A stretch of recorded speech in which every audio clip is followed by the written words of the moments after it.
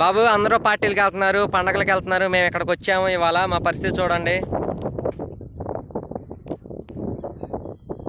కిరణ్ బిల్ల వాళ్ళ బ్రదర్ అంకు బావ, ఇగో ప్లేసులు చూడండి. సూర్యుడు,